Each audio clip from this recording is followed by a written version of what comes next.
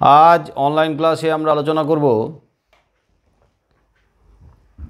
দশম শ্রেণীর প্রথম যে প্রবন্ধ আছে হারিয়ে যাওয়া কালি কলম, সেই হারিয়ে যাওয়া কালি কলমের প্রশ্ন উত্তর মানে এমসিকিউ আর এসকিউর প্রশ্নের উত্তরগুলো নিয়ে আলোচনা করব।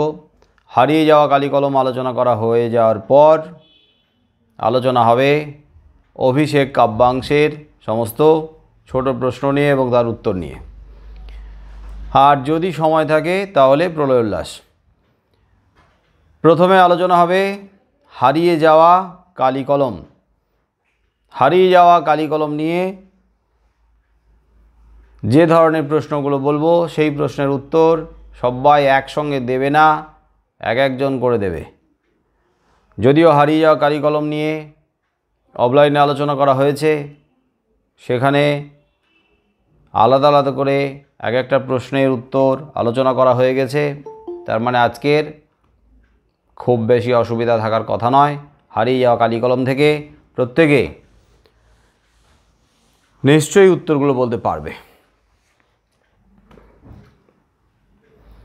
হারিয়ে যাওয়া কালি কলম থেকে প্রথম যে প্রশ্ন সেটা হলো কথায় বলে, বলো কথায় কি বলে?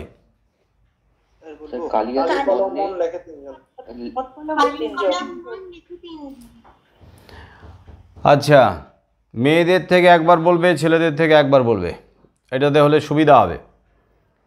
আগে মেয়েদের থেকে একজন বললে আবার একবার বলো, বলো উত্তরটা। কথায় বলে, কথায় কি বলে?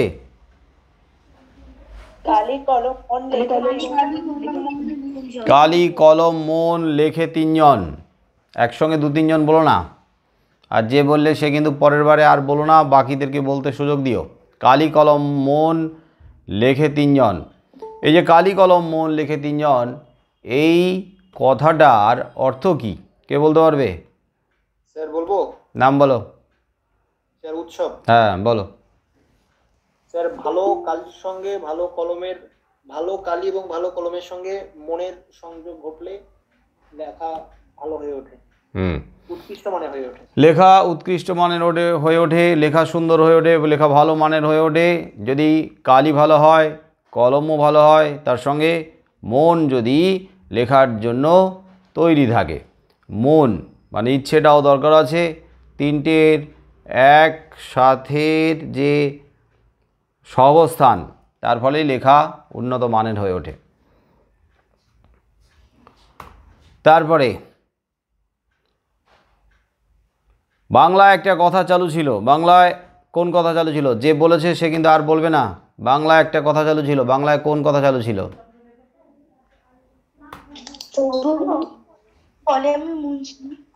শুনতে পাওয়া গেল না, আরেকবার বলো।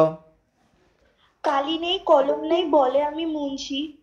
কালি নেই কলম নেই বলে আমি মুন্সি। বাংলায় একটা কথা চালু ছিল। কালি নেই কলম নেই বলে আমি মুন্সি। আর একজন বলবে লেখক কোন প্রসঙ্গে এই কথাটা বলেছেন? কোন প্রসঙ্গে এই কথা বলেছেন? প্রসঙ্গ কোন কথার পরিপ্রেক্ষিতে বা কী নিয়ে আলোচনা করতে গিয়ে বলেছেন? কালি নেই কলম নেই বলে আমি মুন্সি। বর্তমান যুগে কম্পিউটারের ব্যবহার বেড়ে যাওয়ার প্রসঙ্গে। আবার বলো, বর্তমান যুগে কম্পিউটারের ব্যবহার বেড়ে যাওয়ার প্রসঙ্গে। কম্পিউটার ব্যবহার পায় কমে যাওয়ার প্রসঙ্গে, রাইট। কম্পিউটারের ব্যবহার বেড়ে যাওয়ায় লেখকদের যে অফিস, লেখালেখির অফিস, সেখানে কম্পিউটারের ব্যবহার বেড়ে যাওয়ায় কলম যে সেখানে হারিয়ে যেতে বসেছিল, কলমের অস্তিত্ব বিপন্ন, সেই প্রসঙ্গেই বলেছে। কালি নেই কলম নেই বলে আমি মুন্সি। Good, very good. তো এবারে বলো, আমরা কালিও তৈরি করতাম নিজেরাই। আমরা মানে তো লেখকেরা। অবশ্যই লেখক তার ছেলেবেলায়, ছোটোবেলায় নিজেরাই কালি তৈরি করতেন। এখানে লেখকেরা যে কালি তৈরি করতেন, তাদের কালি তৈরি করার পদ্ধতি কী ছিল? যে আগে বলেছো সে পরে বলবে না, কিন্তু ওয়েট করবে। বলো, নতুন কেউ বলো। কি নাম? নাম বলো। স্বপ্নীল। হ্যাঁ বল। এখানে তো দুই ভালো বলা আছে, একটা তোমার কবিতা। না, এটা কবিতাটা তো কবিতাটা তো প্রাচীনেরা বলতেন, ওটা না। কারণ হচ্ছে আমরা কালি তৈরি করতাম নিজেরাই। এখন লেখকেরা যে কালি তৈরি করতো সেটা হচ্ছে সহজ পদ্ধতি ছিল, সেখানে খুব বেশি এমন কোনো উপাদান ছিল না, উপকরণ ছিল না যেগুলো সংগ্রহ করতে খুব অসুবিধা হতো বা কিনতে হতো, দাম দিতে হতো, এরকম ব্যাপার ছিল না। তাই ছড়াটা এখানে হবে না। আমরা মানে লেখকেরা কিন্তু ওই ছড়ার নিয়ম মেনে কালি তৈরি করতেন না। বলো। হ্যাঁ, ওখানটা লেখকেরা হচ্ছে বাড়িতে যে কাঠের উনুনে রান্না হতো, তাতে কড়াইয়ের তলায় যে কালি জমতো, লাউ পাতা দিয়ে তা ঘষে তুলে একটি পাথরের বাটিতে রাখা হতো এবং তা গুলে নেওয়া হতো। এবং তাদের মধ্যে যারা ওস্তাদ ছিল তারা ওই কালো জলে আবার হরিতকি ঘষতো। কখনো কখনো আতপ চাল ভেজে পুড়িয়ে তা বেটে ওতে মেশাতে হতো। মেশাবার পর এবং তারপরে খুন্তির গোড়া গরম করে লাল টকটকে করে, শুধু গরম না, একদম লাল টকটকে করে পুড়িয়ে এই জলে ছ্যাঁকা দেওয়া হতো এবং অল্প জল বলে তা টকবক করে ফুটতো এবং তারপর ন্যাকড়ায় ছিটে দোয়াতে খালি ঢালা হতো। হ্যাঁ, তো যাই হোক, এটা বড়। এখান থেকে কিন্তু 3 নম্বরের কোনো প্রশ্ন হয় না। প্রবন্ধ থেকে 3 নম্বরের যে প্রসঙ্গ সহ লিখতে হয় সেটা কিন্তু 3 নম্বরের প্রবন্ধ থেকে হয় না। তার মানে এখান থেকে 1 নম্বরের এমসিকিউ, 1 নম্বরের এসিকিউ আর 5 নম্বরের রচনাধর্মী প্রশ্ন থাকবে। তো সেক্ষেত্রে এটা যদি 1 নম্বরের প্রশ্ন থাকে তাহলে ব্যাখ্যা অনুযায়ী একটু বেশি হয়ে গেল। তো এটাকে কীভাবে ছোট করবে সেটা নিজেদেরকে ভাবতে হবে। যাই হোক, তো আমি একটু বলে দিই।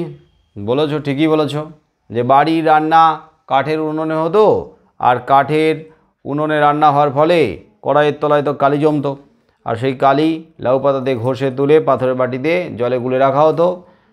আর তার মধ্যে যারা একটু কালি তৈরি করতে ওস্তাদ, পটু, তারা আবার ওই জলে হরিতকি ঘষতো। আর আতপ চাল ভেজে পুড়িয়ে তারপরে বেটে গুঁড়ো করে ওতে মেশানো হতো। আর খুন্তির গোড়াটাকে লাল টকটকে করে ওটাতে ছেঁকা দেওয়া হতো, যাতে টকবক করে জল ফুটতে ফুটতে কমে যায় এবং কমে যাওয়ার ফলে ন্যাকড়ায় ছেঁকে কালি। ঠিক আছে, এবার বলো। হয়তো ফিনিশিও আমি, নতুন একজন বলবে। হ্যাঁ, আগে যারা বলেছে তারা বলো না, এখন শোনো। হয়তো ফিনিশিও আমি, তো ফিনিশিও হলে লেখক কি করতেন? আমি বলতে চাই। নাম বলো, মেয়েদের থেকে বলো। ছেলেদের থেকে একজন হয়েছে, এবার মেয়েদের থেকে। না, মেয়েদের থেকে কে একজন বললো তো আগে, নাম বলো। আমি প্রেরণা করছি। হ্যাঁ, প্রেরণা, বলো। ফিনিশিও হলে লেখক কি করতেন? লেখক যদি ফিনিশিয়া হতেন তাহলে তিনি বনের থেকে কোনো হাড় তুলে নিয়ে এসে তা দিয়ে নিজের কলম বানাতেন। হ্যাঁ, বন প্রান্ত থেকে কোনো একটা হাড় কুড়িয়ে নিয়ে এসে তাকেই কলম বানিয়ে লিখতেন, কলম বানাতেন। ঠিক আছে, এবারে অন্য আরেকজন বলো। বলতে গেলে তাই নিয়ে আমাদের প্রথম লেখালেখি। তো লেখক ছোটবেলায় কি দিয়ে প্রথম লেখালেখি করেছেন? কি দিয়ে, কি দিয়ে প্রথম লেখালেখি? ছেলেদের থেকে একজন বলবে, মেয়েদের থেকে হয়ে গেলে ছেলেদের থেকে একজন বলবে। স্যার আমি সৌরভ। বলো সৌরভ, বলো। স্যার লেখক হচ্ছে বাঁশের কলম, ঘরে তৈরির কালি, হ্যাঁ, ও কলাপাতা ইত্যাদি দিয়ে তার লেখকের প্রথম লেখালেখি। কলাপাতা আর মাটির দোয়াত, তাই তো? হ্যাঁ স্যার। হ্যাঁ, এগুলো নিয়ে প্রথম লেখালেখি। ঠিক আছে, এটা 1 নম্বর প্রশ্ন থাকবে। তারপরে অন্য কেউ বলো, মানে মেয়েদের থেকে বলবে, কিন্তু সেসব ফাঁকি মাত্র। এখানে ফাঁকি বলতে কি বোঝানো হয়েছে? কোনগুলোকে ফাঁকি বলা হয়েছে বলো? সেসব ফাঁকি মাত্র। ফাঁকি বলতে কি বোঝানো হয়েছে? আর ওগুলো বল পয়েন্ট পেন ছিল। হ্যাঁ, পুরো ব্যাপারটা বলো, আমি শুনতে পেলাম না। স্যার কোনো অফিসে টেবিলের উপরে সাজানো থাকতো দোয়াত কলম, এটা আসলে দোয়াত কলম না, এগুলো ফাঁকি মাত্র, কারণ এগুলো ছদ্মবেশী বল পেন ছিল, রাইট ছিল। হ্যাঁ, ওকে, তাহলে ফাঁকি। কারণ কোনো অফিসে আপাতভাবে সাজানো রয়েছে, দেখে মনে হতো দোয়াত আর কলম, তার মানে কালি কলম, কিন্তু আসলে ছদ্মবেশী বল পেন। এগুলোকে দেখেই যেটা মনে হতো সেটা আসলে তা নয়। যাই হোক, তারপরে মেয়েদের থেকে একজন বলবে। একদিন অফুরন্ত কালির ফোয়ারা যিনি খুলে দিয়েছিলেন, বলো। অফুরন্ত কালির ফোয়ারা কে খুলে দিয়েছিলেন? আমি বলবো। নাম বলো। আমি বলবো। আগে কে বললো? নাম বলো। আমি তো বলো, লুইস অ্যাডসন ওয়াটারম্যান। আবার বলো, Lewis Edson Waterman. Edson Waterman. Lewis Edson Waterman কালির ফোয়ারা খুলে দিয়েছিলেন, অফুরন্ত কালির ফোয়ারা খুলে দিয়েছিলেন। লুইস অ্যাডসন ওয়াটারম্যান তিনি কী আবিষ্কার করেছিলেন, কী তৈরি করেছিলেন? Fountain pen. Fountain pen. এবার ছেলেদের থেকে বলবে, লুইস অ্যাডসন ওয়াটারম্যান যে ফাউন্টেন পেন তৈরি করেছিলেন, সেই ফাউন্টেন পেন তৈরি করার পেছনে তার ব্যক্তির স্বার্থ ছিল, কী কারণে তিনি তৈরি করেছিলেন? বলবো? ছেলেদের থেকে বলবে, নাম বলো। বরুণ বল। লুইস অ্যাডসন ওয়াটারম্যান একটু সাউন্ড বাড়ো, জোরে বলো, একটু শোনা যাচ্ছে না। স্যার শুনতে পাচ্ছ? হ্যাঁ, একটু জোরে। লুইস ওয়াটসন ওয়াটারম্যান একদিন ব্যবসায়ীর সঙ্গে চুক্তিপত্র সই করতে গিয়েছিলেন। দলিল কিছুটা সই করা দলিল লেখা হয়েছিল। এমন সময় হঠাৎ করে তার কালির দুয়ারটা উপরে কাগজে পড়ে যায় এবং তিনি কালির সন্ধানে বেরোলেন। ইতিমধ্যে আরেকজন ব্যবসায়ী সেই সই সাবুত সংগ্রহ করে চুক্তিপত্র পাকা করে চলে গেছেন। এই বিষয়টিকে ওয়াটারম্যান পরে মনে মনে প্রতিজ্ঞা করেছিলেন যে এটাকে তার ঠিক করার জন্যই তিনি ফাউন্টেন পেন তৈরি করেছিলেন।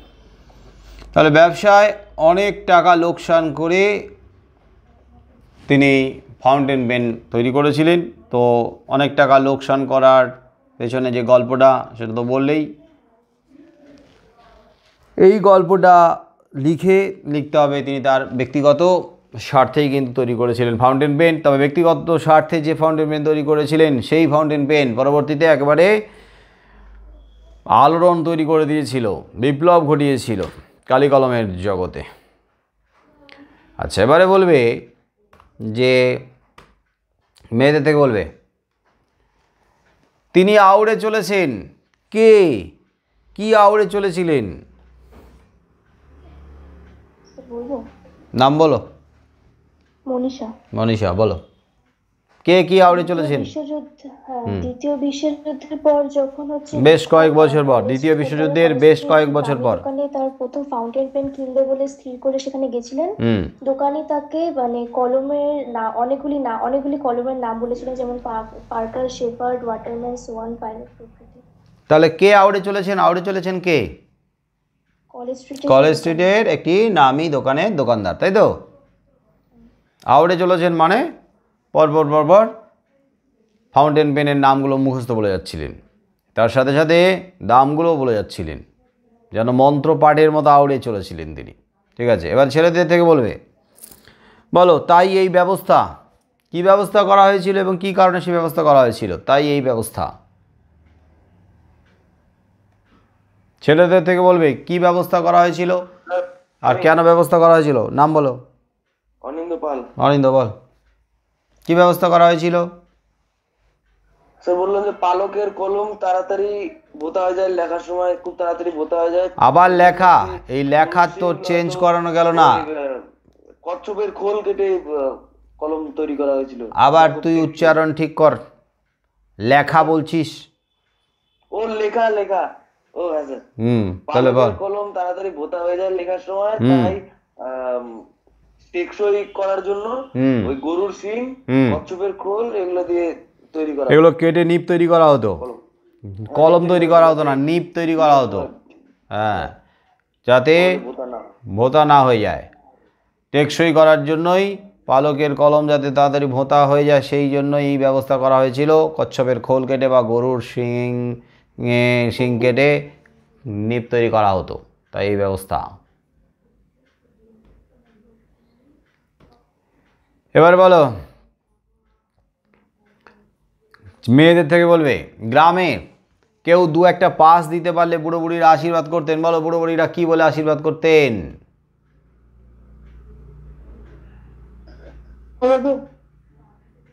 বলো।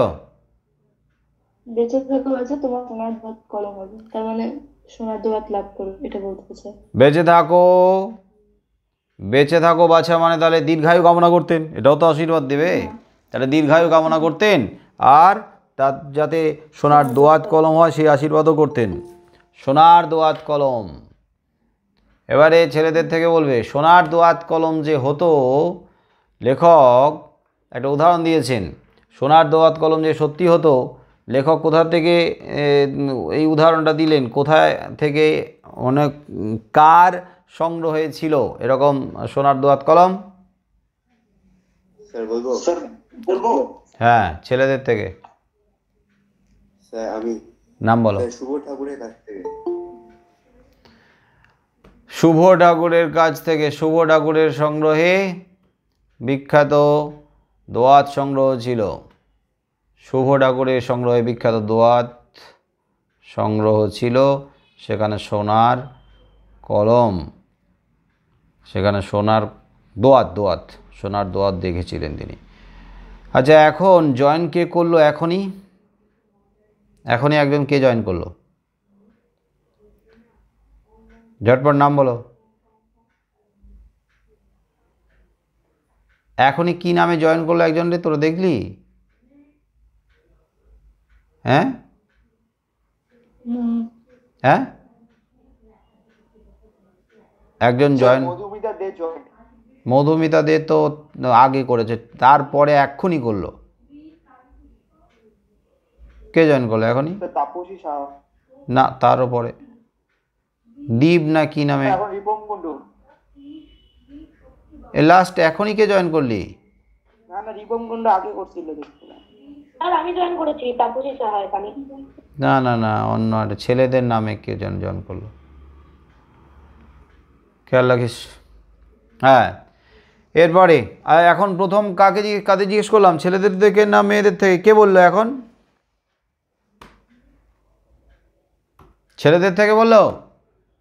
হ্যাঁ স্যার। তা মেয়েদের থেকে বলো। মেয়েদের থেকে বলো। এখানে এই হারিয়ে যাওয়া কালি কলমে একটি সংস্কৃত লাইন আছে, সেই সংস্কৃত লাইনটা কি? সংস্কৃত লাইনটা কি? কে পারবে মেয়েদের থেকে? নতুন কেউ যদি বলতে না পারে, পুরনোরা কেউ বলো, আগে যারা বলেছে তারা একবার বলো। কে পারবে? নাম বলো। সমানি সমানি সম শীর্ষানি বিরলানি চ। আবার বলো, হয়নি, একটা ওয়ার্ড বাদ গেছে। সমানি বলো, সমশীর্ষানি। তারপর স্যার আমি বলবো? স্যার বলবো? না, মেয়েদের থেকে। মেয়েদের থেকে বলো। স্যার আমি বলবো? বলো। সমানি সম শীর্ষানি ঘনানি বিরলানি চ। হ্যাঁ, ওই বিরলানিটা আগের বারে বাদ গেছিল। সমানি সমশীর্ষানি ঘনানি বিরলানি চ। এবারে ছেলেদের থেকে বলবে এই সংস্কৃত লাইনের অর্থ কি, মানে কি? সবক্ষর সমান, প্রতিটি ছত্র সুশৃঙ্খল ও পরিচ্ছন্ন। ও কথাটা নাই। সব অক্ষর সমান, প্রতিটি ছত্র সুশৃঙ্খল পরিচ্ছন্ন, ও কথাটা নেই কিন্তু। এবারে মেয়েদের থেকে বলবে।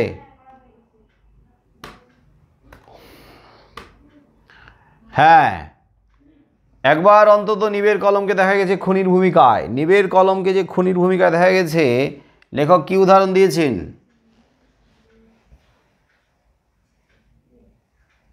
স্যার বলবো? বলো। এখানে লেখক বলেছিলেন যে ত্রৈলোক্যনাথ মুখোপাধ্যায় লেখার সময় আবার লেখা বলে। লেখা তো এদের লেখা নিয়ে একদম শেষ করে দিল। লেখা বলো। লেখার সময় একবার পেনের নিপটি অসাবধানতাবশত তার বুকে ফুটে যায় এবং তিনি মারা গিয়েছেন। ত্রৈলোক্যনাথ মুখোপাধ্যায় অসাবধানতাবশত পেনের নিপ বুকে ফুটে গিয়ে মারা গিয়েছিলেন। ঠিক আছে, এবার ছেলেদের থেকে বলবে কে না জানেন।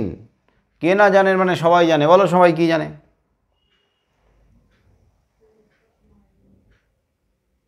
বলো, কে না জানে মানে সবাই জানে। সবাই কি জানে? বলো। বলো। অনিন্দ পাল। বলো। বললাম যে সবাই জানেন যে রবীন্দ্রনাথ বেশি বয়সে চিত্রশিল্পী হিসাবে মানে সমস্ত পৃথিবীতে মানে জগৎ জুড়ে আর মানে সম্মানিত হয়েছিলেন। বিশ্বময় সম্মানিত হয়েছিলেন বেশি বয়সে চিত্রশিল্পী হিসেবে। কি করতে গিয়ে? স্যার ওই যে পাণ্ডুলিপির পাতায় তার যে অক্ষর কাটাকুটি করতে গিয়ে। অক্ষর কাটাকুটি করতে গিয়ে পাণ্ডুলিপির পাতায় আনমনে রচিত হয়েছিল ছন্দবদ্ধ সাদা কালো ছবি। মানে বেশি বয়সে তিনি চিত্রশিল্পী হয়ে উঠেছিলেন। তো এইটা সবাই জানে। এবারে বলো, মেয়েদের থেকে বলবে, যন্ত্রযুগ সকলের দাবি মেটাতেই তৈরি। যন্ত্রযুগ যে সকলের দাবি মেটাতে তৈরি, লেখক কি প্রমাণ দিয়েছেন, কি উদাহরণ দিয়েছেন?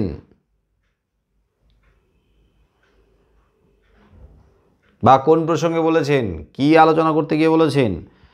বা যন্ত্রযুগ সকলে দাবি মেটাতে তৈরি এই কথাটা কেন বললেন?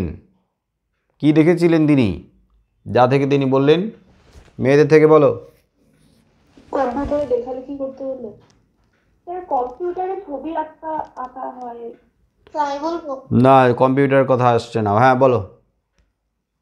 এক বিদেশি মানে ওই কাগজে মানে ওদের তহবিলে দেখতে পেয়েছিল প্রায় 700 রকমের নিব রয়েছে, যারা তাদের জন্য এক রকমের, যারা তাদের জন্য এক রকমের, তাই জন্যই বলেছিল, মানে এক একজনের জন্য এক রকম ছিল, তাই যন্ত্রযুগ সকলের দাবি মেটাতে পারে তাই বলেছিল। মানে সব ধরনের লেখকদের জন্য নিব তৈরি রয়েছে। একটা বিদেশি খবর কাগজের বিজ্ঞাপনে একটা কোম্পানির কাছে 700 রকমের নিব ছিল। তার মানে ওই কোম্পানি টিকে থাকার জন্য এরকমভাবে সমস্ত ধরনের লেখকদের জন্য এই নিব তৈরি করেছে। তারপরে শুধু সাধারণ মানুষের জন্য তা নয়, ধনী লোকের জন্যও কিন্তু একদম তৈরি, টাকার কুমিরদের জন্যও কিন্তু ব্যবস্থা করেছিল। এই প্রসঙ্গে ছেলেদের থেকে বলবে, এই প্রসঙ্গে একটি কলমের দাম ধার্য হয়েছিল অনেক টাকা, অনেক অনেক, সব থেকে বেশি পরিমাণ টাকার কথা এখানে বলা হয়েছে। বলো কত টাকা ধার্য হয়েছিল? কত? 2,500 পাউন্ড। 2,500 পাউন্ড মানে কত টাকা? 1,87,000 টাকা। 1 পাউন্ড মানে এখানে, ও হো 500 টাকা বাদ চলে গেছে। হ্যাঁ, 1,87,500 টাকা। আর 1 পাউন্ড মানে এখানে কত টাকার সমান বলা হয়েছে? 75 টাকা। এবারে মেয়েদের থেকে বলবে, বঙ্কিমচন্দ্র লিখেছিলেন। বঙ্কিমচন্দ্র কি লিখেছিলেন? স্যার বলবো? বলো। লাঠি তোমার দিন ফুরাই আছে। লাঠি তোমার দিন ফুরাই আছে, এটা কোন উপন্যাসের লাইন? বঙ্কিমচন্দ্র চট্টোপাধ্যায়ের দেবী চৌধুরানী এই উপন্যাসের লাইন। এবারে ছেলেদের থেকে বলবে, বঙ্কিমচন্দ্র লিখেছিলেন লাঠি তোমার দিন ফুরাই আছে, লেখক কোন প্রসঙ্গে বলেছেন, কি ব্যাখ্যা করতে গিয়ে বলেছেন, কি আলোচনা করতে গিয়ে বলেছেন? কম্পিউটারের যুগ এসে যাওয়ার কারণে মানে কলম যেভাবে ধীরে ধীরে অদৃশ্য হয়ে যাচ্ছে, মানুষের হাত থেকে চলে যাচ্ছে, সেই জন্য সেই প্রসঙ্গেই তিনি বোঝাতে গিয়ে বলেছেন যে বঙ্কিমচন্দ্র চট্টোপাধ্যায় যেরকম বলেছে যে কলম এসে যাওয়ার কারণে লাঠি যেমন দিন ফুরিয়ে যাচ্ছে, তেমনি কম্পিউটার এসে যাওয়ার কারণে পেনেরও দিন ফুরিয়ে যাচ্ছে। তাহলে বঙ্কিমচন্দ্র চট্টোপাধ্যায় বলেছিলেন যে আগ্নেয়াস্ত্র আসার কারণে, বন্দুক আসার কারণে লাঠির দিন ফুরিয়ে গেছে। কিন্তু একটা সময় মানুষ মনে করতো যে লাঠির আর পরিপূরক হয় না, লাঠি হচ্ছে ক্ষমতা ধরে রাখার জন্য, ক্ষমতা দখল করার জন্য লাঠি হচ্ছে প্রধান অস্ত্র। কিন্তু যখন আগ্নেয়াস্ত্র বা বন্দুক এলো তখন কিন্তু লাঠি তার কাছে হেরে গেল। তো এই কথাটাই বলছেন। তাহলে কোন প্রসঙ্গে? না, একটা সময় কালি কলমের উপরে নির্ভরশীল ছিল, কিন্তু সেই কালি কলম হেরে গেল বল পেনের কাছে, ফাউন্টেন পেনের কাছে। আবার ফাউন্টেন পেন হেরে গেল বল পেনের কাছে। আর এখন দেখা যাচ্ছে বল পেন বা ডট পেনও হারিয়ে যেতে বসেছে কম্পিউটারের কাছে, মানে আধুনিক প্রযুক্তির কাছে। এই প্রসঙ্গেই বলেছিল। যদি এত বড় করে লেখা যাবে না, একটু ছোটো করেই বলতে হবে। এবার মেয়েদের থেকে বলবে,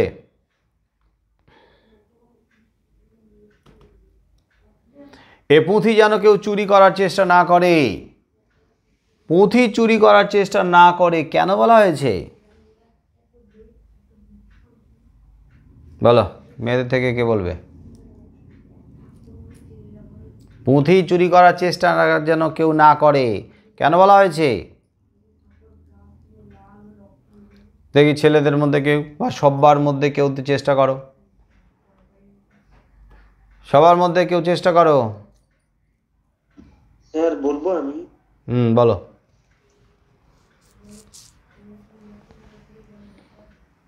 বলো, এ পুঁথি কেউ যেন চুরি করার চেষ্টা না করে কেন বলেছে?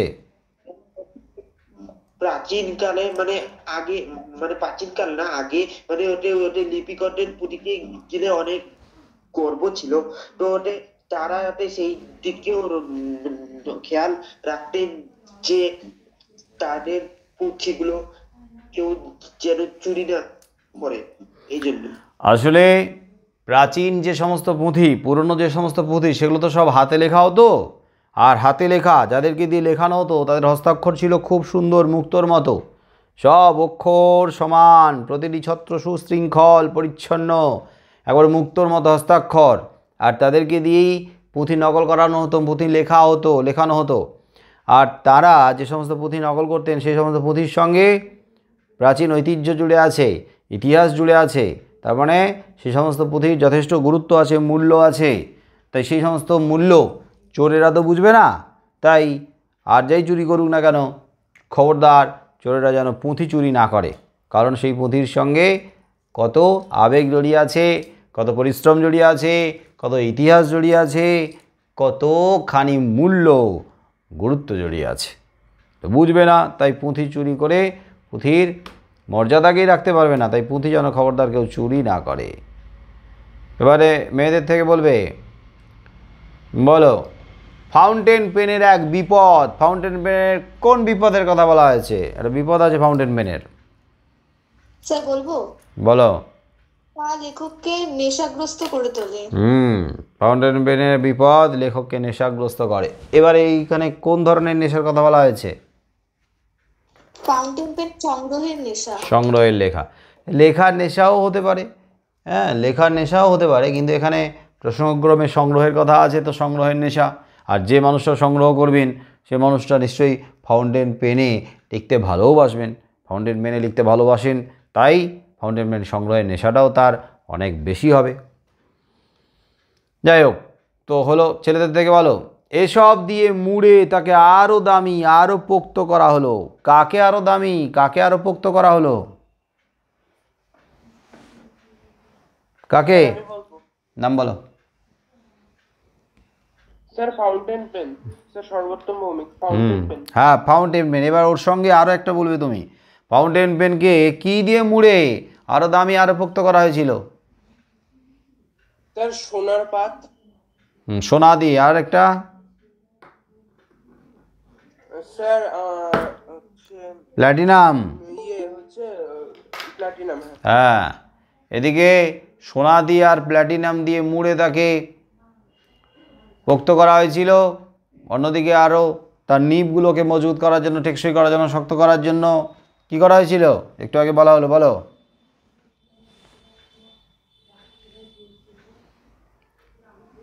কচ্ছপের খোল কেটে বা গরুর শিঙের থেকেই গরুর শিং কেটে নিব তৈরি করা হতো, শক্ত করার জন্য, মজবুত করার জন্য।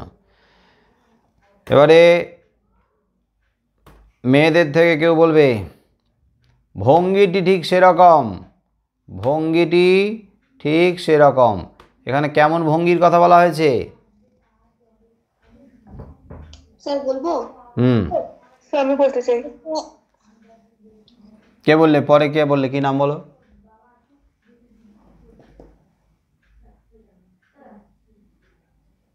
আমি স্যার প্রেরণা, আমি বলবো?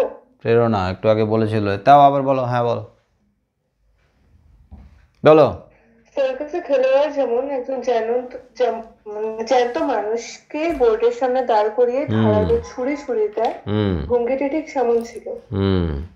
সার্কাসে খেলোয়াড়কে যেমন একটি বোর্ডের সামনে দাঁড় করিয়ে ছুরি ছুঁড়ে দেওয়া হয়, সেই ছুরি ছুঁড়ে দেওয়ার ভঙ্গিটার মতোই দোকানদার কি ছুঁড়ে দিয়েছিল? পেন ছুঁড়ে দিয়েছিল পাইলটটিকে।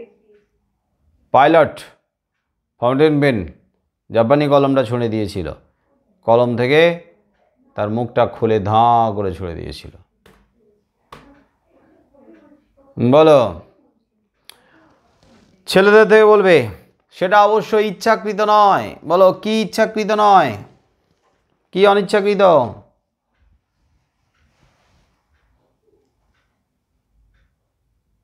ছেলেদের থেকে কেউ বলো, কোনটা ইচ্ছাকৃত নয়, অনিচ্ছাকৃত? বলতে পারো না। মেয়েদের থেকে কে বলবে? বলবো? বলো। ভিড়ের ট্রামে বাসে যাত্রী মেয়েদের থেকেই বলো। ভিড়ের ট্রামের বাসে যাতায়াতের ফলে কোনো মহিলা যাত্রী ট্রাম থেকে নামছেন, এমন সময় একজন চেঁচিয়ে উঠলো যে আপনার খোঁপায় কলম। তার মানে সেটা অবশ্যই ইচ্ছাকৃত নয়। তাহলে কোনটা ইচ্ছাকৃত নয়, এক কথা কি বলবে, কোনটা ইচ্ছাকৃত নয়? খোঁপায় কলম ধারণ করাটা। খোপায়, মহিলারা যে খোপায় কলম গুঁজে রাখেন, খোপায় কলম ধারণ করেন, সেটা কিন্তু ইচ্ছাকৃত নয়। এবারে যদি প্রশ্ন করা হয় ইচ্ছাকৃত নয় তাহলে কি কারণে করা হয়, তাহলে যেটা বললে ওটাই বলবে যে এত ভিড় ট্রাম বাসে যাতায়াত করতে হয়, ওই জন্য খোপাতেই মহিলা যাত্রী কলম গুঁজে রাখেন। তারপরে ট্রেন থেকে, ট্রাম থেকে, বাস থেকে নামছেন, তারপরে কে একজন চেঁচিয়ে উঠলো, সেটা মনে রাখতেই পারো, নাও রাখতে পারো, পরীক্ষা আসতেও পারে, নাও আসতে পারে। কে একজন চেঁচিয়ে উঠলো, কি বলে চেঁচিয়ে উঠেছিল? কি বলে চেঁচিয়ে উঠেছিল? দিদি আপনার খোপায় কলম। হ্যাঁ, ও দিদি আপনার খোপায় কলম। কি বললি? না, দিদি আপনার খোপায় কলম। আচ্ছা, দিদি বলেছে। অতএব সব কিছু মাপ। কলম সেদিন খুনিও হতে পারে বই কি? ছেলেদের থেকে বলবে কলম সেদিন খুনিও হতে পারে বই কি? কলম কোন দিন, কবে, কখন খুনি হতে পারে? বলো, খুনি হয়েছিল। কলম খুনি হয়েছিল, বলো। খুনি হতে পারে। কবে, কোন সময়, কোন ঘটনায় কলম খুনি হতে পারে? Sir Julius Caesar.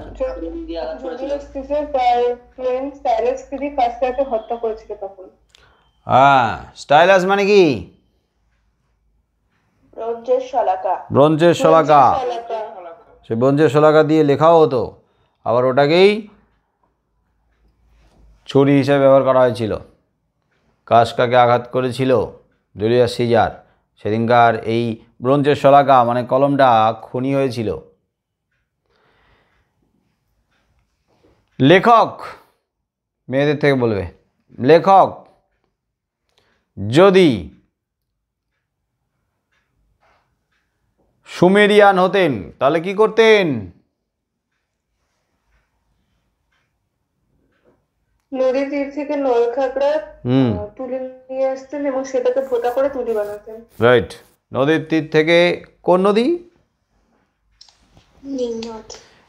হ্যাঁ, নীল নদের তীর থেকে একটা নলখাগড়া ভেঙে নিয়ে আসতেন, ওটাকেই ভোঁতা করে তুলি বানিয়ে লিখতেন তিনি যদি সুমেরিয়ান হতেন। আর ফিনিশীয় হলে আগে তো বলা হয়েছে বনপ্রান্ত থেকে হাড় কুড়িয়ে নিতেন, সেই হাড় দিয়ে লিখতেন। এবারে কিন্তু এখানে হ্যালো স্যার, হ্যাঁ বলো। বললাম যে এখানে নীল নদ না, এখানে নীল নদী দেওয়া। হ্যাঁ, নীল নদী দেওয়া আছে, নীল নদী লেখো। নীল নদ লিখলেও কাটবে না, লেখার সময় নীল নদ, নীল নদী দুটোই চলতে পারে। হ্যাঁ, ছেলেদের থেকে বলবে প্রাচীনেরা বলতেন। প্রাচীনেরা কি বলতেন? ছড়াটা বলো মুখস্থ। স্যার, তিল ত্রিফোড়া, শিমুল শালা, ছাগ দিতে, একজন বলছে, বলুক। পত্রে লোহায় ঘষি, ছিঁড়ে পত্র না ছিঁড়ে মশি। আবার বলো। তিল ত্রিফলা, শিমুল ছালা, ছাগ দুগ্ধে করি মেলা, ছাগ দুগ্ধে করি মেলা, লৌহপাত্রে লোহায় ঘষি, লৌহপাত্রে লোহায় ঘষি, ছিঁড়ে পত্র না ছিঁড়ে মশি। ছিঁড়ে পত্র না ছাড়ে মশি। এবারে ছেলেদের থেকে হয়ে গেছে। মেয়েদের থেকে বলবে এটার গদ্যরূপ বলবে, এটার মানে বলবে। মেয়েদের থেকে কে বলবে ছড়াটার মানে? নাম বলো। ওই মেয়েদের থেকে বলবে এটা, না পারলে ছেলেদের থেকে বলবে সর্বোত্তম। বলবো, নাম বলো। ঐশী চৌধুরী। বলো। হ্যাঁ বলো, তুমি বলোনি।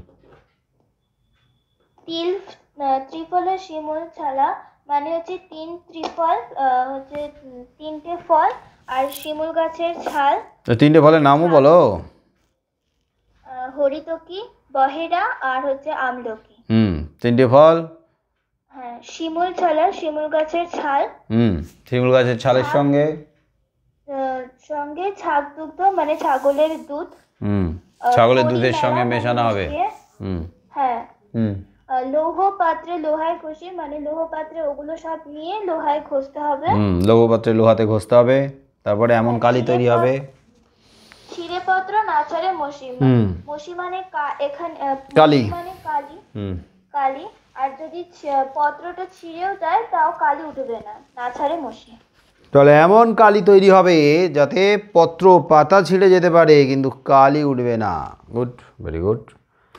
ছেলেদের থেকে বলবে, মিস্টার সর্বোত্তম বলবে।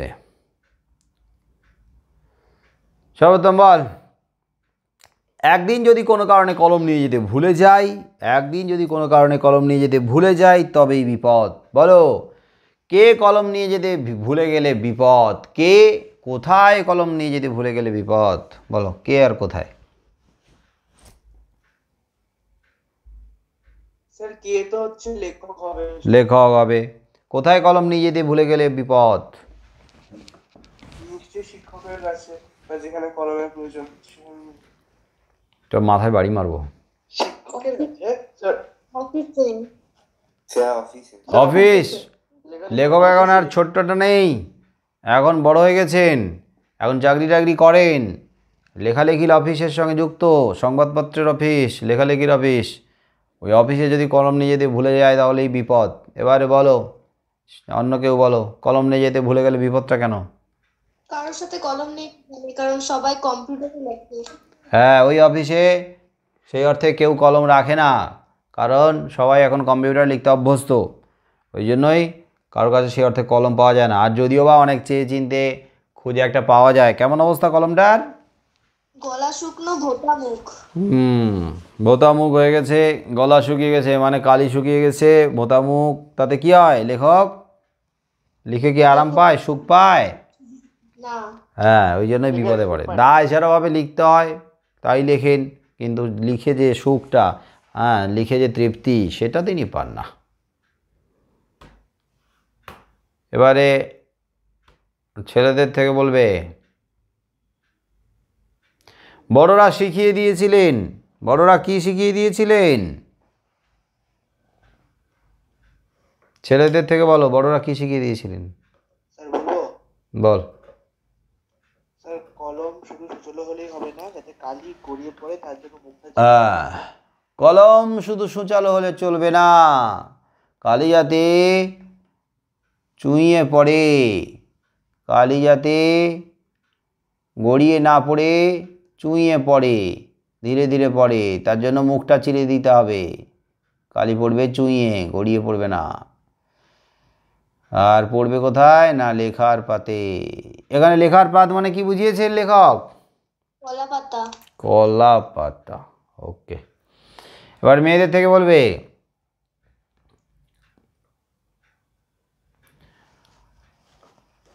বলো, আমরা ফেরার পথে কোনো পুকুরে তা ফেলে দিয়ে আসতাম। তো আমরা মানে লেখক এবং তার সহপাঠীরা ছোটোবেলায় ছেলেবেলা যে স্কুলে পড়তেন, সেই স্কুল থেকে ফেরার পথে কোনো পুকুরে ফেলে দিয়ে আসতেন। মেয়েদের থেকে বলবে, কি ফেলে দিয়ে আসতেন, কেনই বা পুকুরে ফেলে দিয়ে আসতেন? স্যার বলবো? স্যার বলবো? আমার যে কলাগুলো হোম টাস্ক করতো, সেগুলি মাস্টারমশাই চেক করে দেওয়ার পর আড়াআড়ি ভাবে কেটে দিতেন, তারপর তার বাড়ি ফেরার পথে সেগুলোকে পুকুরে ফেলে দিয়ে আসতেন। চেক করার পর কারেকশন, সংশোধন লিখবে।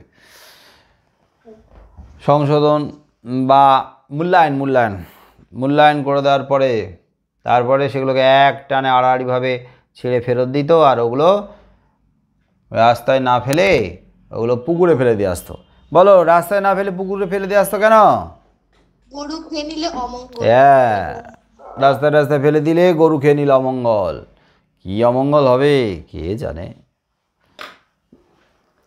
কিন্তু গরু খেয়ে নিলে অমঙ্গল হবে, অতএব রাস্তায় ফেলা যাবে না।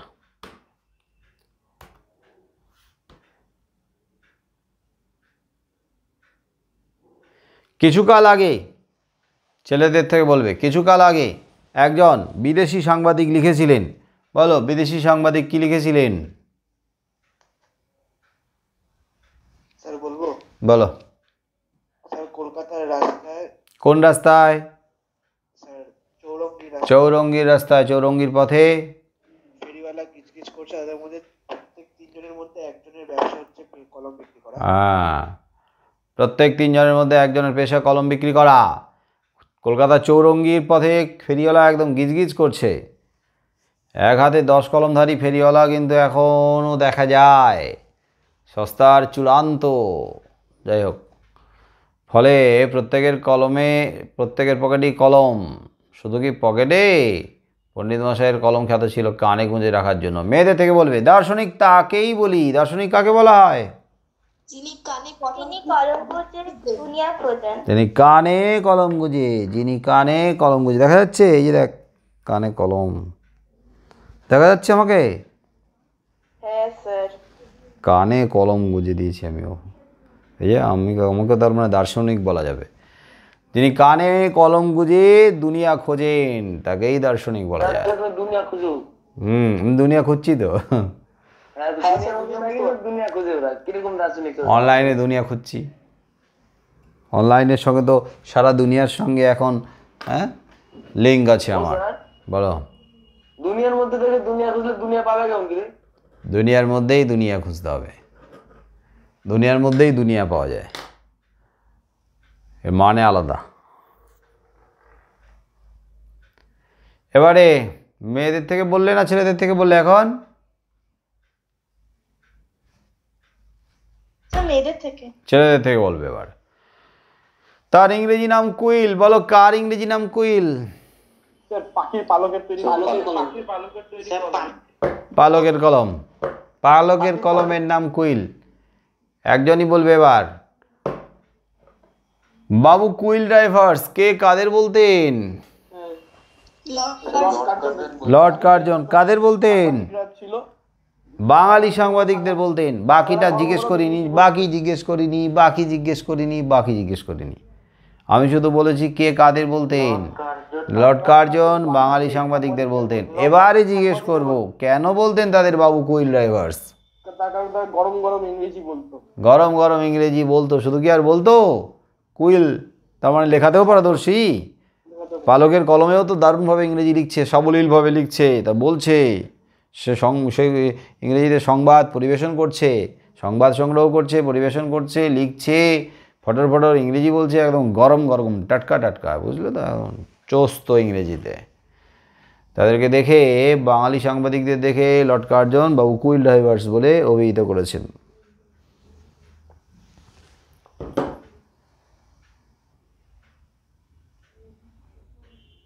উইলিয়াম জোন্স কিংবা কেডি সাহেবের মুন্সি ছবিতে দেখা যায়। বলো, কেডি সাহেবের মুন্সি ছবিতে মুন্সির নাম কি? রাম রাম বসু। আর এই যে মুন্সি ছবিতে কি দেখা যায়?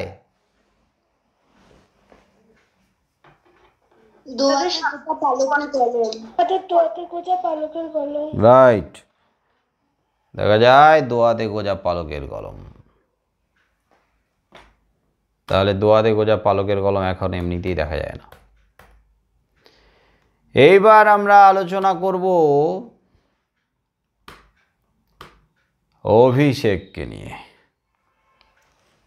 অভিষেক, মিস্টার অভিষেক নয়, অভিষেক কাব্যাংশ মাইকেল মধুসূদন দত্তের।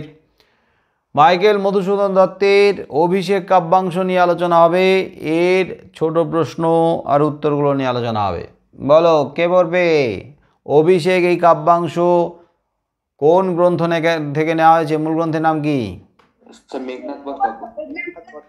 মেঘনাদ বধ কাব্য। মেঘনাদ বধ কাব্যের প্রকাশকাল কত সালে প্রকাশিত হয়? 1861 খ্রিস্টাব্দে প্রকাশিত হয়। মেঘনাদ বধ কাব্যে কটা স্বর্গ আছে? স্বর্গ মানে কাব্যের অধ্যায়। 9টা স্বর্গ আছে, 9টা। এই 9টা স্বর্গের মধ্যে এই অভিষেক কাব্যাংশ কোন স্বর্গের অন্তর্গত? প্রথম স্বর্গ। প্রত্যেকটা স্বর্গের নামকরণ করা আছে। প্রথম স্বর্গের নাম কি? প্রথম স্বর্গের নাম অভিষেক। কে কাকে অভিষিক্ত করছিল?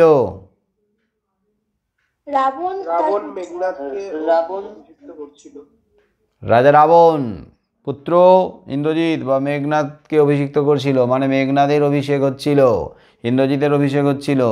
বলো তো, ইন্দ্রজিতের বা মেঘনাদের যে অভিষেক হচ্ছিল, ইন্দ্রজিৎ তথা মেঘনাদের যে অভিষেক হচ্ছিল, সেটা কোন পদে অভিষেক? কিসে?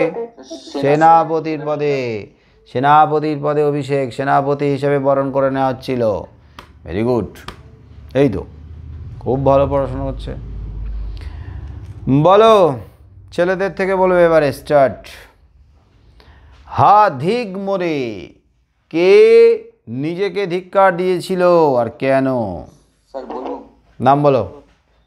স্যার সৌরভ। সৌরভ বল, সৌরভ বল, সৌরভ বল।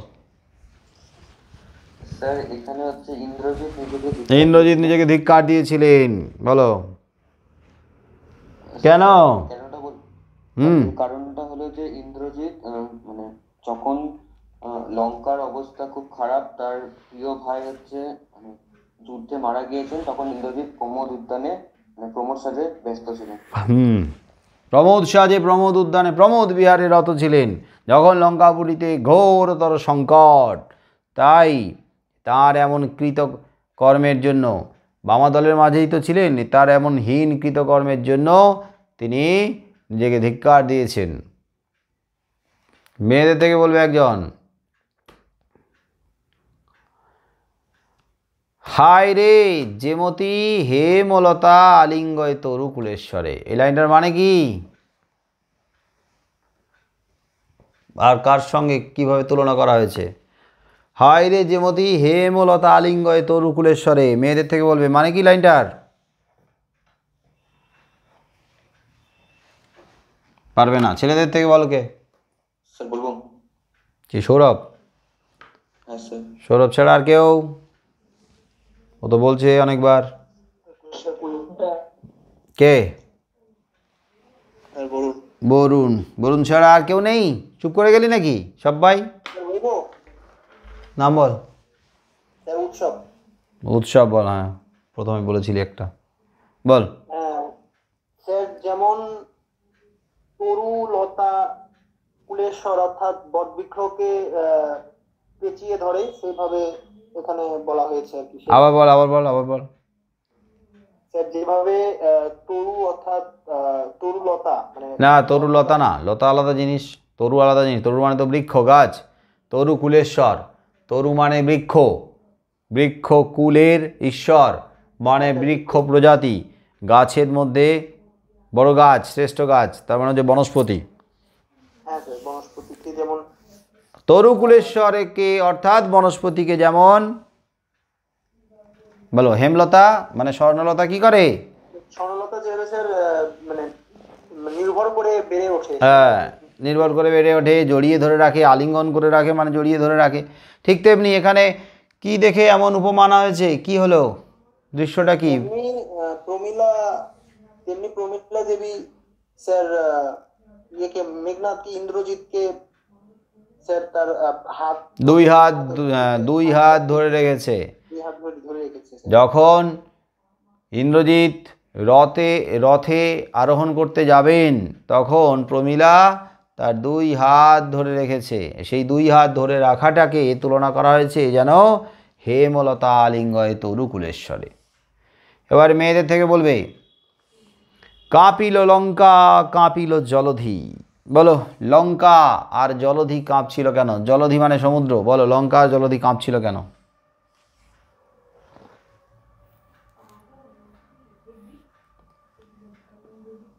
স্যার বলবো? বলো। এখানে রাজা রাবণ বীর গর্বের সাথে হচ্ছে গিয়ে যুদ্ধে সাজে সেজে উঠছিল, তাই সমুদ্রের জল এবং লঙ্কা কেঁপে উঠছিল। না, এটা তারপরে আছে নতুন প্যারাতে। আর আমি যেটা বললাম, কাঁপিছে লঙ্কা কাঁপিলা জলধি, কাঁপিল জলধি কাঁপিল লঙ্কা, এটা ঠিক আগে আছে। বলো, লঙ্কা কাঁপছে জলধি কাঁপছে কেন?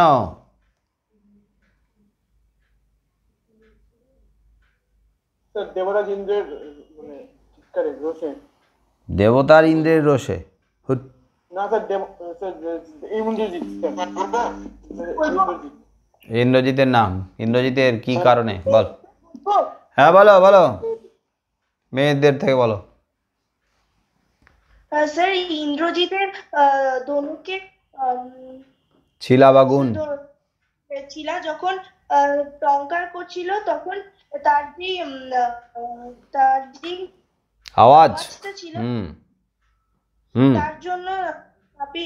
তার জন্য লঙ্কা কেঁপে উঠেছিল বা যে সে জলধি কেঁপে উঠেছিল।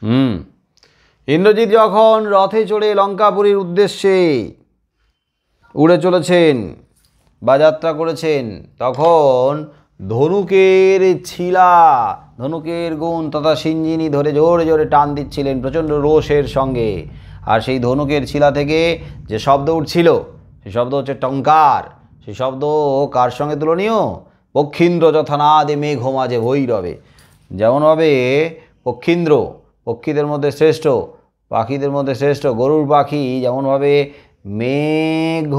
মেঘের মাঝে উড়ে যাওয়ার সময় প্রচণ্ড নাদ করে, তো ভৈরবে প্রচণ্ড ভয়ঙ্করভাবে নাদ করে, গর্জন করে, সেরকমভাবে তারস্বরে চিৎকার করছিল ওই গরুর পাখির মতো।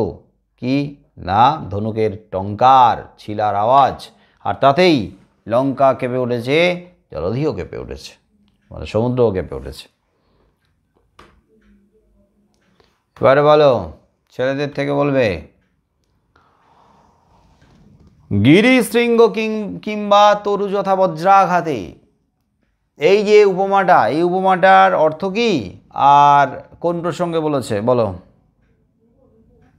এই উপমাটার অর্থ হচ্ছে বজ্রের দ্বারা আঘাতপ্রাপ্ত হয়ে গিরিশৃঙ্গ মানে পাহাড়ের চূড়া বা বড় গাছ যেরকম ভাবে ভূপতিত হয়ে পড়ে থাকে, ভূপতিত ছিন্ন ভিন্ন লিখবি, ছিন্ন ভিন্ন বিপর্যস্ত, ছিন্ন ভিন্ন বা বিপর্যস্ত হয়ে পড়ে থাকে, সেই অবস্থাটাকে এখানে বোঝানো হচ্ছে।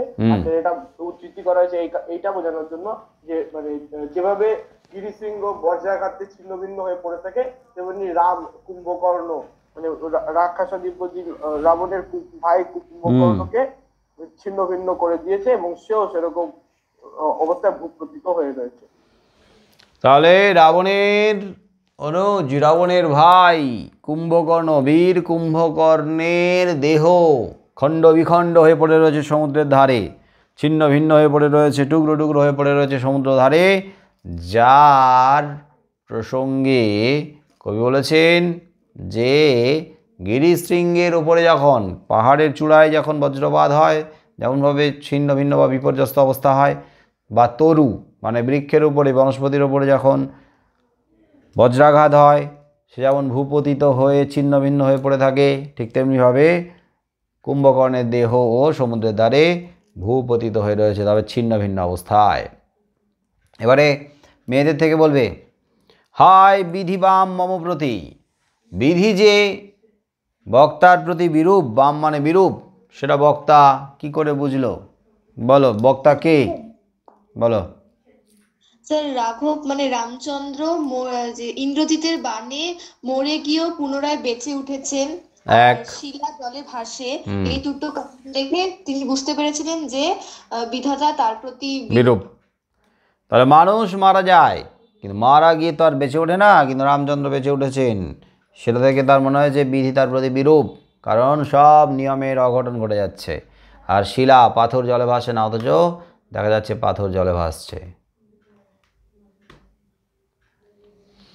এবারে বলো, ছেলেদের থেকে বলবে, বই থাকলে দেখে দেখে বলতেই পারো। হায় নাথ গহন কাননে ব্রততি বাঁধিলে সাধে করি পথ, যদি তার রঙ্গরসে মনোহ না দিয়া মাতঙ্গ যায় তো চলি, তবু তারে রাখে প্রদাশ্রয় যূথনাথ। এই কথাটা কে বলেছিল আর কখন বলেছিল? কে বলেছিল, কখন বলেছিল বলো? প্রমীলা বলেছিল যখন ইন্দ্রজিৎ রথে উঠতে যাবে। ইন্দ্রজিৎ যখন রথে উঠতে যাবে তখনই তার দুই হাত ধরে বলেছিল। এবার ওর সঙ্গে আর একটা বলো, এই লাইনটার মানে বোঝাও, কি বলতে চাইছে? এই লাইনটার মানে হচ্ছে যে প্রচন্ড মানে গভীর জঙ্গলে যখন হাতি যখন হেঁটে চলে যায়, তখন তার পায়ে বিভিন্ন ধরনের লতা পাতা আটকে যায়, কিন্তু তা সত্ত্বেও সে সেগুলোতে কোনো প্রকার মানে মনোযোগ না দিয়ে আপন মনে নিজের যাত্রা সম্পন্ন করে। এই জন্য মানে কথাটাকে অবহেলায় পায়ে রাখে। ঠিক এরকম ভাবেই প্রমীলা বোঝাতে চেয়েছে যে দেবরাজ ইন্দ্র যেন তার কাজ করতে। আবার দেবরাজ ইন্দ্র, তোর মাথায় বাড়ি মারবো আমি। দেবরাজ ইন্দ্র করছিস। ইন্দ্রজিৎ মানে যেন চলে গেল, তাকে যেন সাথে রাখে। তাকে যেন ছেড়ে না চলে যায়, সেরকম ভাবে মানে হাতি নিজের পায়ে লতা পাতাকে রাখে।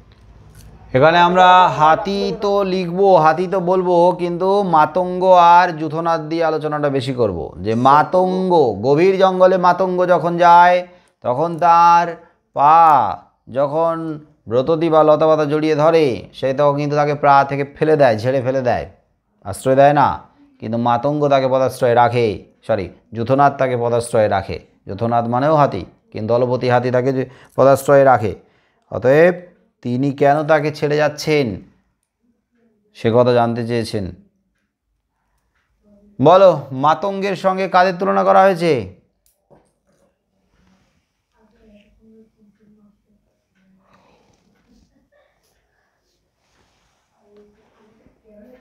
মাতঙ্গ কারা? এখানে মাতঙ্গ বলতে কাদের বুঝিয়েছে?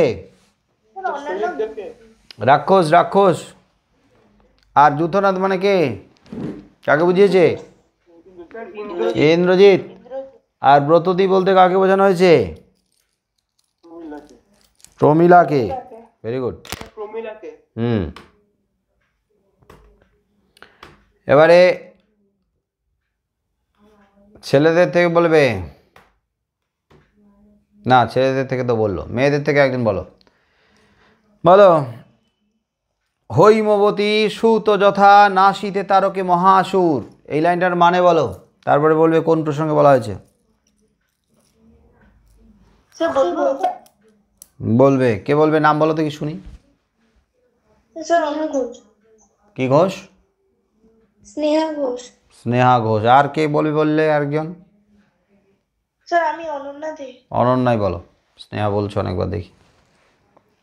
বলো এই লাইনটার মানে বলো। হৈমবতী সুত যথা নাসিতে তারকে মহাসুর, বলো মানে কি? হৈমবতী বলতে এখানে দেবী পার্বতীকে বোঝানো হয়েছে, আর সুত বলতে তার ছেলেকে অর্থাৎ কার্তিককে বোঝানো হয়েছে। আর হচ্ছে কার্তিক যেরকম ভাবে তারকাসুরকে বধ করেছিল, এখানে তার কথাই বলা হয়।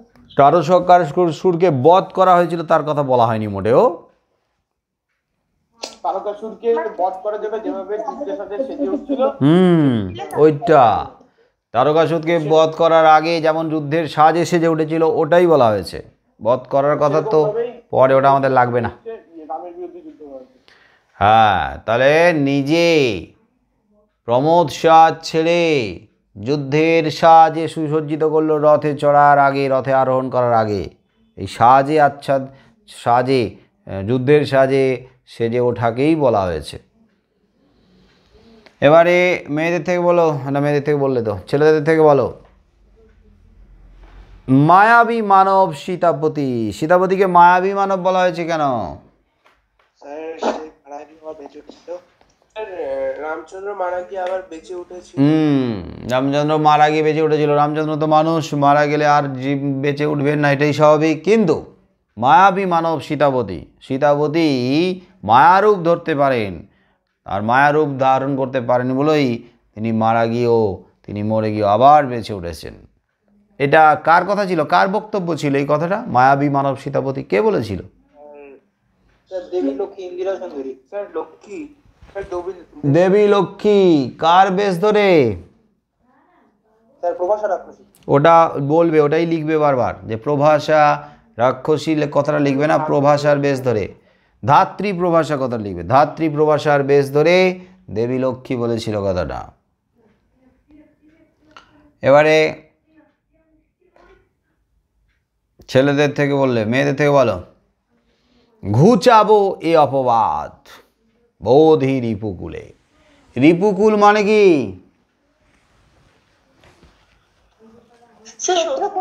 শত্রুকুলে।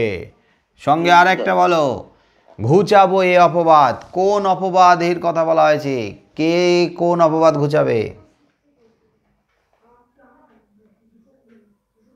বলবো?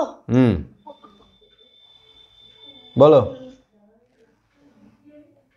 ইন্দ্রজিৎ লঙ্কার যখন খুব কঠিন সময় ছিল, তখন তিনি হচ্ছে প্রমোদ উদ্যানে ছিলেন বামাদলের মাঝে, সেই অপবাদ ঘোচানোর কথাই বলা হয়েছে। হ্যাঁ, লঙ্কাপুরী যখন ঘোর বিপদে সংকটে, তখন বামাদলের মাঝে প্রমোদ সাজে প্রমোদ বিহারে রত প্রমোদ উদ্যানে, বামাদলের মাঝে প্রমোদ বিহারে রত, সেই কথাটাকেই এখানে অপবাদ কলঙ্কের কথা বলা হয়েছে। আর ওই কলঙ্কটা ঘুচাবে ইন্দ্রজিৎ রিপুকুলকে মানে শত্রুকুলকে বধ করে হত্যা করে। এবারে ছেলেদের থেকে বলো, কিংবা যথা বৃহন্নলারূপী কিরীটি বিরাট পুত্র সহ উদ্ধারিতে গোধন সাজিলাসুর সমী বৃক্ষ মূলে। এই লাইনটার মানে বলবে আগে। স্যার বলবো? বল বলো। স্যার বললাম। বলো বলো বলো। স্যার অর্জুন যখন হচ্ছে বৃহন্নলারূপী সাজে বিরাট রাজার হচ্ছে দেশে ছিলেন, তখন মানে কৌরবরা হচ্ছে মানে বিরাট রাজার হচ্ছে গোধন অর্থাৎ গোসম্পদ যখন চুরি করে নিয়ে যাচ্ছিলেন, তখন হচ্ছে বৃহন্নলারূপী সে অর্জুন সমীবৃক্ষমূল অর্থাৎ বাকল জাতীয় গাছের গোড়ায় তোমার যুদ্ধের সাথে সেজে উঠেছিলেন। কাকে সাথে নিয়ে?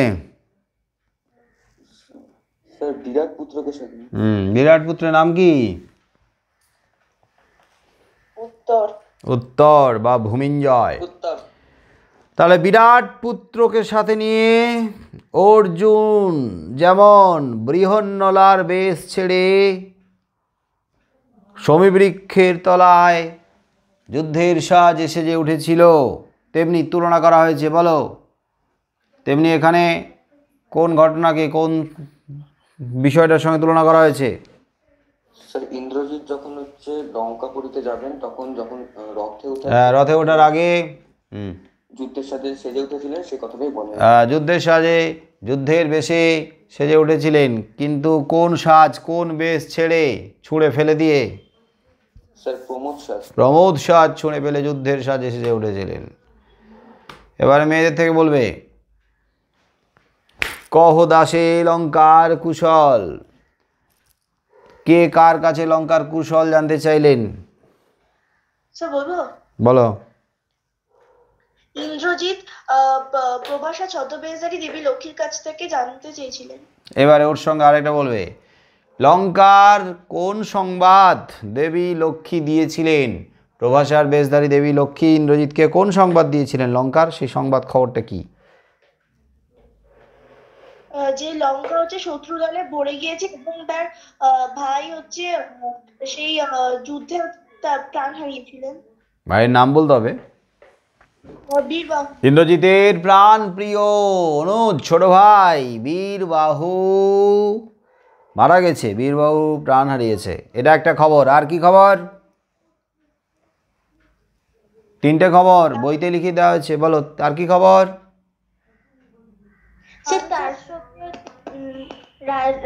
রাবণ রাজা শোকাহত। রাজা রাবণ পুত্রকে হারিয়ে শোকাহত, গভীর শোকে আচ্ছন্ন হয়ে কি করছে?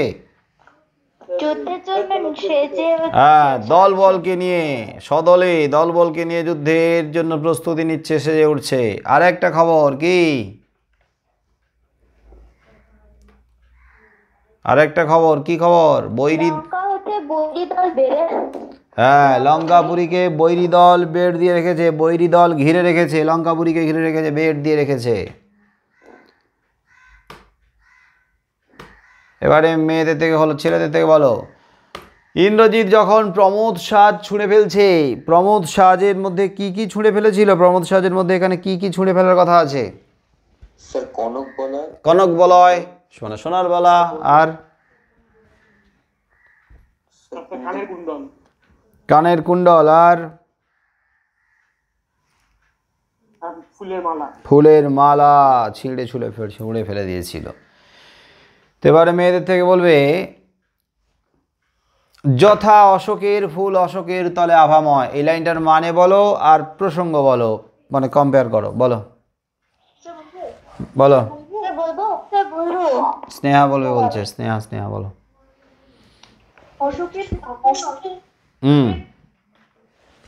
অশোক ফুলের তলা, অশোক ফুল গাছের তলা। হ্যাঁ বলো। অশোকের তলে অশোকের ফুল যেরকম ভাবে শোভা পায়, এখানে তার কথা বলা হয়েছে। এবার তুলনা করো, এখানে কার স্বভাবের কথা বলা হয়েছে? অশোক ফুলের সঙ্গে তুলনা করা হয়েছে কাকে? ইন্দ্রজিৎ যখন তার প্রমোদ ছুঁড়ে ফেলে দিচ্ছিলেন তখন তার কানের কুণ্ডল তার পায়ের উপর যেরকম ভাবে প্রভাব পাচ্ছিল, এখানে তার সঙ্গে পায়ের কাছে পড়ে স্বভাব ছিল, ঠিক তেমনি ভাবে সে তাকেই তুলনা করা হয়েছে। অশোক ফুল অশোক গাছের তলায় যেমন পড়ে শোভা পায় তার সঙ্গে। Good, very good. এবার ছেলেদের থেকে বলবে।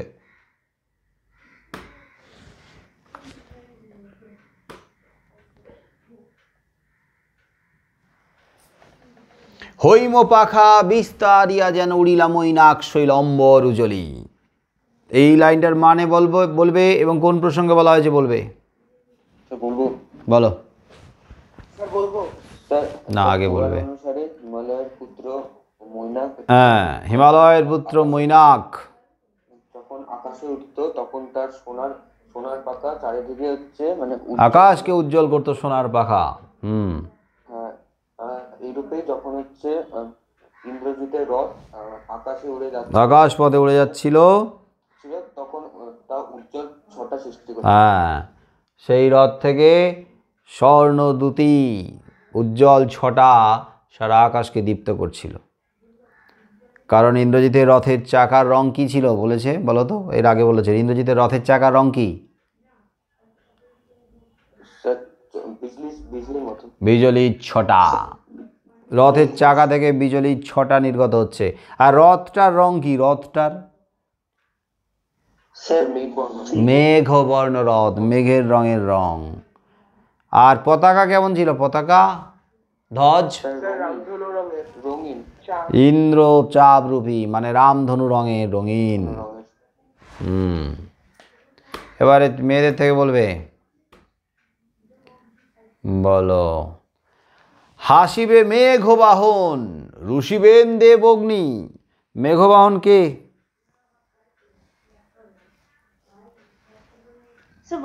বলো মেঘবাহন কে? দেবরাজ ইন্দ্র।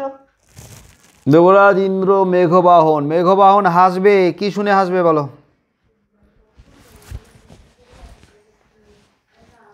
যে ইন্দ্রজিৎ থাকতো তার যে পিতা অর্থাৎ রাজা রাবণকে যুদ্ধক্ষেত্রে যেতে হয়েছে।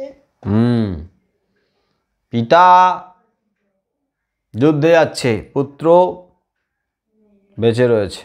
তাহলে পুত্র বেঁচে থাকা সত্ত্বেও, পুত্র জীবিত থাকা সত্ত্বেও পিতা যুদ্ধে যাচ্ছে, এই কলঙ্ক চারদিকে ছড়িয়ে পড়বে, রটবে। আর এটা শুনে মেঘবাহন অর্থাৎ দেবরাজ ইন্দ্র হাসবে। কিসের হাসি হাসবে? ব্যঙ্গ বিদ্রুপের হাসি, কটাক্ষের হাসি আসবে। রুষিবেন দেব অগ্নি, অগ্নিদেবও রুষ্ট হবে। ঠিক অগ্নিদেবের রুষ্ট হওয়ার কারণটাও আর মেঘবাহনের হাসার কারণে একই উত্তর হবে। মেয়েদের থেকে বলো।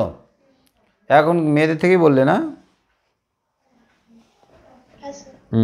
তাহলে ছেলেদের থেকে বলো। তবে যদি একান্ত সমরে ইচ্ছা তব। বক্তা রাবণ পুত্র ইন্দ্রজিৎকে বলছেন যে একান্তই যদি তার যুদ্ধে যেতে ইচ্ছে করে, তিনি যদি একান্তই যুদ্ধে যাবেন ভাবেন, তাহলে আগে কি করতে হবে বলো?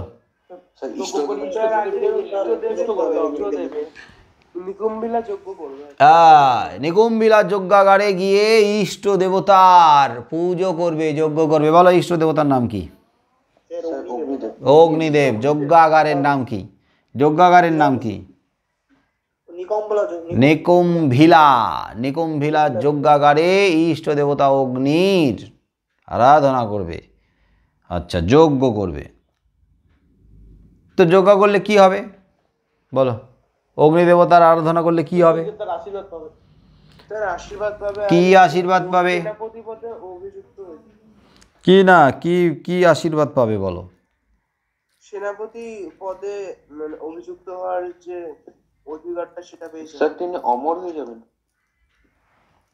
স্যার যুদ্ধে জয় যাতে হয়, মানে রামচন্দ্রকে যাতে বধ করতে সক্ষম হয় তার জন্য। নিকুম্ভিলা যজ্ঞাগারে গিয়ে যজ্ঞ করলে, অগ্নিদেবতাকে সন্তুষ্ট করলে ইন্দ্রজিৎ যুদ্ধে অপরাজেয় হয়ে উঠবে। এটা ছিল আশীর্বাদ, বর। ইন্দ্রজিৎকে এই বরটা কে দিয়েছিলেন? রাবণ। ব্রহ্মা। ব্রহ্মা ইন্দ্রজিৎকে এই বর দিয়েছিলেন যে যে কোনো যুদ্ধের আগে প্রাক্কালে এই অগ্নি দেবতার পুজো করলে, তাকে সন্তুষ্ট করতে পারলে কারোর কাছে ইন্দ্রজিৎ পরাজিত হবে না, হারবেন না। ইন্দ্রজিৎকে কেউ হত্যা করতে পারবে না, কেউ পরাজিত করতে পারবে না। তাই ইন্দ্রজিৎ যজ্ঞাগারে গিয়ে যজ্ঞ করছিলেন।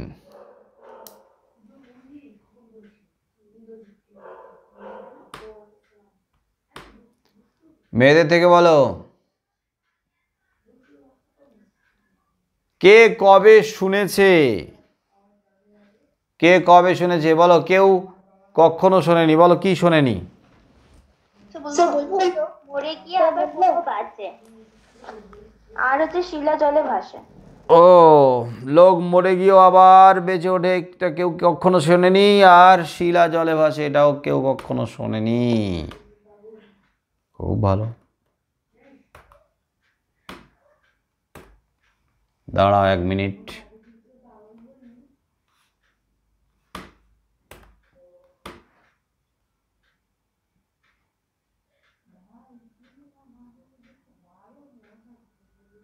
মোটামুটি আমাদের অভিষেক কাব্যাংশ থেকে যতগুলো ছিল প্রায় হয়ে গেছে। এখান থেকে আর তেমন কিছু নাই, তেমন কিছু নাই অভিষেক থেকে আর হারিয়ে যাওয়া কালিকলম থেকে। থাক, 2টো চ্যাপ্টার থাক। আর প্রলয় উল্লাসটা আগে কমপ্লিট হবে এই সপ্তাহে। পুরোটা কমপ্লিট হওয়ার পরে তারপরে এটা নিয়ে আর একদিন আলোচনা হবে। প্রলয় উল্লাস কবিতার যে আলোচনা, অনলাইনে যে আলোচনা আছে, সেই আলোচনার ভিডিও অবশ্যই তোমরা দেখে নিয়ে তৈরি হবে। প্রলয় উল্লাসটা এই সপ্তাহে পুরোটা কমপ্লিট হবে আলোচনা অফলাইনে, তারপরে অনলাইনে প্রলয় উল্লাসের শর্ট কোশ্চেনগুলো নিয়ে আলোচনা হবে। আর প্রলয় উল্লাস থেকে কি লাইন দাগ দিয়ে আমি হোমওয়ার্ক পাঠিয়ে দিয়েছিলাম করার জন্য? পাঠাইনি? তার মানে প্রলয় উল্লাস থেকে হোমওয়ার্ক করা নেই। ও, তার মানে প্রলয় উল্লাস থেকে আমি কিন্তু এই সপ্তাহে লাইনগুলো দাগ টাগ দিয়ে প্রশ্নগুলো দিয়ে দেবো, তোমরা প্রলয় উল্লাসগুলো কমপ্লিট করে দিও। প্রলয় উল্লাসটা খুব কঠিন, জটিল। আজকে এই পর্যন্তই থাকুক। সবাইকে গুড নাইট, টাটা। হ্যাঁ স্যার, গুড নাইট। হ্যাঁ sir, good night. Good night, good night, good night, good night, good night. হ্যাঁ sir, good night. Good night, good night, good night. Tata, tata, tata.